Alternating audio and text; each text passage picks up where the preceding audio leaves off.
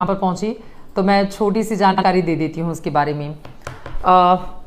मैं गोरखपुर यूनिवर्सिटी से मैंने डिफेंस स्टडीज़ में एमए किया है।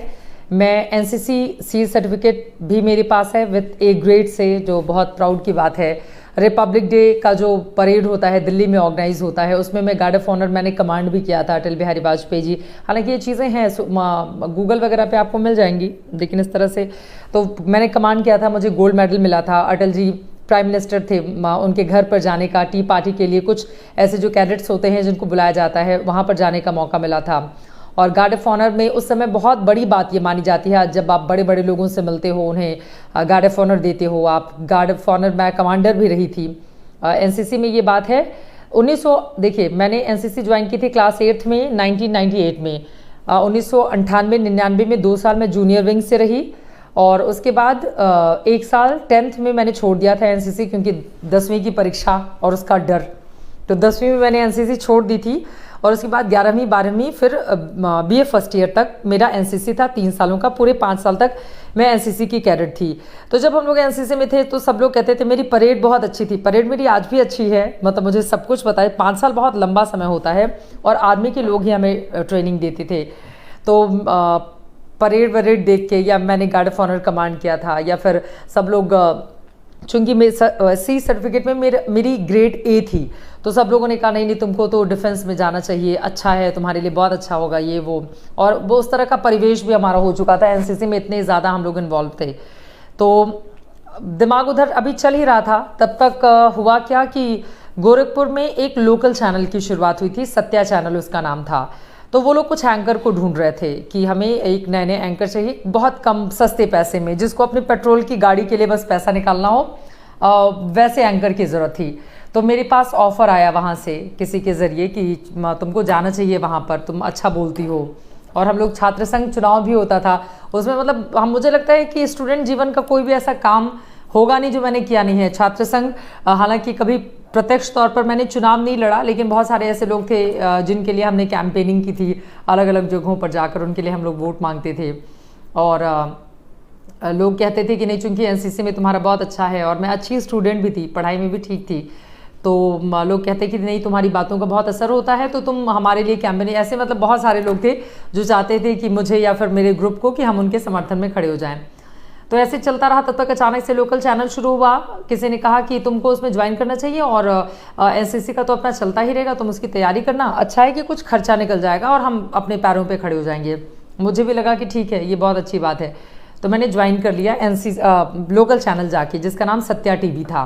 सत्या टीवी पे अभी मेरी जर्नी शुरू हुई थी। बहुत कम पैसे, बहुत ही कम पैसे मिलते थे, मतलब सिर्फ पेट्रोल के लिए मेरी गाड़ी का पैसा निकल जाता था। मेरे पास एक्टिवा होंडा थी गोरखपुर में। तो फिर किसी ने सजेस्ट किया कि फिर मुझे गोरखपुर दूरदर्शन से किसानों के प्रोग्राम के लिए ऑफर आ गया। वो कृषि दर्शन प्रोग्राम होता है जो लोकल लेवल पे जो गोरखपुर और आसपास के क्षेत्रों में दिखाया जाता है। तो फिर मैंने ज्वाइन कर लिया, चूँकि लोकल चैनल से ज़्यादा पैसा कृषि दर्शन प्रोग्राम में मिलता था। तो मैंने कहा ये तो लॉटरी लग गई मेरी, मतलब अब पेट्रोल के अलावा भी बहुत सारे पैसे बच जाएंगे मेरे पास। तो मैंने उसको भी ज्वाइन कर लिया। हुआ क्या कि मेरा एक शो आता था जीतो गोरखपुर जीतो, जिसमें हम लोग केबीसी का इतना बड़ा रूप देखते हैं जिसमें पैसे मिलते हैं, केबीसी का इतना छोटा सा रूप जिसमें हम जनरल नॉलेज के क्वेश्चन पूछते थे जीतो गोरखपुर जीतो में, और लोगों को washing machine, fridge, TV, cooler, इस तरह के गिफ्ट दिए जाते थे, जो भी फर्स्ट सेकेंड थर्ड होता था, उसकी अलग कैटेगरी थी। वो प्रोग्राम अपने लॉन्च होने के समय ही एकदम पॉपुलर हो गया था, और फिर गोरखपुर उसके आसपास के क्षेत्र में मेरी पहचान बन गई। तो फिर इवन मैं सड़क से जब गुजरती थी तो मुझे याद है कि गोरखपुर में बहुत सारे लोग देख के कहते थे अरे वो देखो सत्या वाली चित्रा जा रही है, मतलब हमारे लोकल चैनल से इस तरह से बुलाते थे लोग। फिर मेरे एक प्रोफेसर यूनिवर्सिटी के हैं, गोरखपुर यूनिवर्सिटी के, हर्ष सिन्हा, बीए फाइनल ईयर का रहा होगा वक्त, जब उनकी ओर से मेरे पास फ़ोन आया दोपहर में 3 साढ़े 3 बजे। मैं यूनिवर्सिटी से घर गई थी। मेरी जर्नी देखिएगा, मतलब कैसे होता है ना कि हम सोचते कुछ और है, अचानक से आपकी ज़िंदगी में किसी और चीज़ की एंट्री हो जाती है और आप कहीं और आगे बढ़ने लगते हो। उसके पीछे की वजह क्या है मैं आपको बताऊं। जो छोटे शहरों के लोग होते हैं ख़ास तौर से, अगर उनके पास बहुत पैसा है, मार्गदर्शन करने के लिए बहुत लोग हैं, या उनको बाहर जाकर पढ़ाई करने में कोई दिक्कत नहीं है, तो उनके लिए तो प्रॉब्लम नहीं है। बट ऐसे बहुत सारे लोग जो मेरी तरह, जिनको सोचना है कि अगर हम बाहर जाकर पढ़ाई करेंगे तो उसमें कितने पैसे का खर्च आएगा, कितने रुपए हमें खर्च करने होंगे, क्या क्या बहुत सारी बातों का ध्यान रखना होगा, मम्मी पापा भेजेंगे या नहीं भेजेंगे, तो इसके मेरा संघर्ष थोड़ा सा डिफरेंट था इस मामले में। तो हर्ष सिन्हा सर का फ़ोन आया दोपहर 3:30 बजे, मुझे आज भी याद है, मैं घर पहुंची थी अभी। उन्होंने कहा कि चित्रा, अखबार में ईटीवी हैदराबाद के लिए एंकर चाहिए और तुम उसके लिए तुरंत अपना रिज्यूमे और अपनी जो सीडी तुम बनवाओ सत्या टीवी से, और वो वाली सीडी लेके तुरंत भेज दो वहाँ पे। तो चूंकि हर्ष सर को मैं बहुत मानती थी, वो मेरे लिए आइडियल थे, उन्होंने बहुत मतलब पढ़ाई लिखाई भी में भी वो हमेशा बताते रहते थे कि कैसे आगे बढ़ना है, क्या करना है। तो उन्होंने कहा, तो बिना किसी सेकंड थॉट के मैंने कहा कि तुरंत कर देती हूँ मैं। फिर मैं उसी समय जल्दी जल्दी अपना रिज्यूमे निकाला, फिर मैं गई, अपनी सीडी तैयार की उसकी जिसमें मेरे एंकर लिंक्स थे, और वह मैंने फिर भेज दिया हैदराबाद में। अब सोचिए किस्मत क्या होती है, हैदराबाद में जब मैंने भेजा तो पता चला कि अब उनको यूपी के लिए एंकर नहीं चाहिए, अब उनको बिहार के लिए एंकर चाहिए। हम लोग तो यूपी वाले थे, पहले तो गोरखपुर, आप गोरखपुर में हो तो आप ये सोचो ना कि यार यूपी वाले चैनल में हम काम करें ताकि हमारी आस पड़ोस, हमारे रिश्तेदार देखे तो कितना मज़ा आएगा। तो फिर पता चला कि हुआ कि बिहार के लिए तुम ऑडिशन देने पटना चली जाओ, वहाँ पे तुम्हारा हो जाएगा। अब समझ में नहीं आ रहा था कि यार यूपी छोड़कर मैं बिहार के लिए एंकरिंग करूँ नहीं करूँ। फिर ये हुआ कि अच्छा, चूंकि मुझे गोरखपुर छोड़ना था, गोरखपुर में संभावनाएं बहुत कम थी मीडिया के लिए, खासतौर से लोकल चैनल था या लोकल अखबार थे, बट बड़े ईटीवी जैसा बड़ा ब्रांड नहीं था। तो फिर मैंने सोचा कि अच्छा बाहर चली जाती हूँ, ठीक है बिहार में रहूंगी, कुछ समय के बाद मैं कोशिश करूंगी, अच्छा करने लगूंगी तो मैं कहूंगी कि सर आप मुझे यूपी ट्रांसफ़र कर दीजिए, क्योंकि हैदराबाद में एक ही जगह उस संस्थान का सारा चैनल एक ही जगह से रन करता था।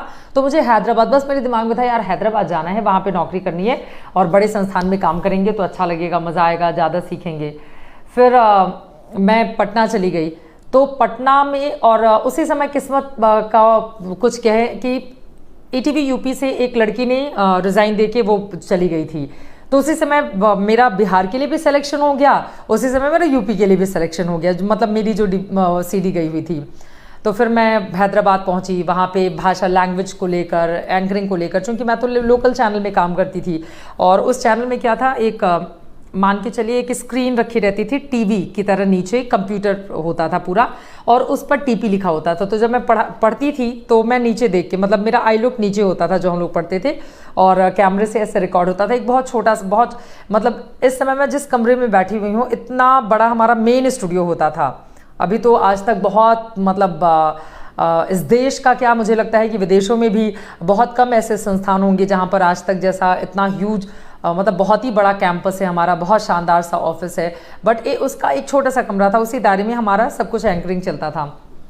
तो फिर मेरा इस सत्या चैनल के जो हमारा एंकर लिंक था उसके भरोसे ईटीवी में हो गया, ईटीवी हैदराबाद में। वहाँ पर मैंने तकरीबन 11 महीने तक काम किया।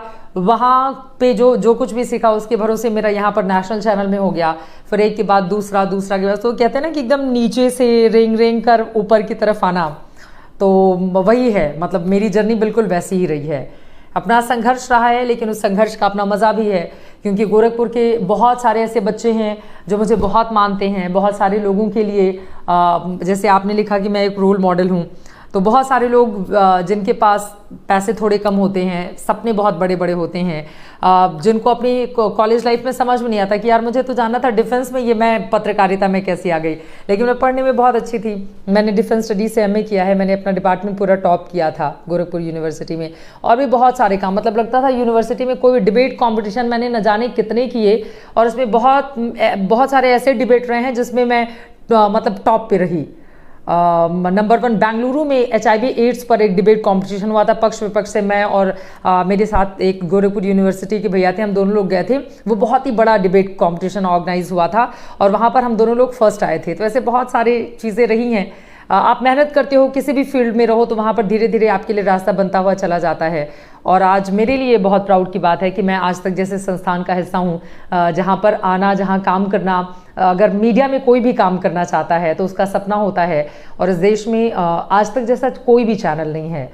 मतलब किसी भी लिहाज से अगर आप देखेंगे तो बहुत सारे लोगों का ये सपना होगा। मुझे यकीनी तौर पर पता है, बच्चे हमें मिलते हैं जो बाहर, वो पूछते हैं कि आज तक में काम करने के लिए हमें क्या करना होगा। तो मेरी जर्नी बहुत मतलब नीचे से शुरू हुई है। तो अगर आप भी आज तक में काम करना चाहते हैं तो ऐसा ज़रूरी नहीं है कि हम ऊपर से ही यहाँ पर कूद के चले आएंगे।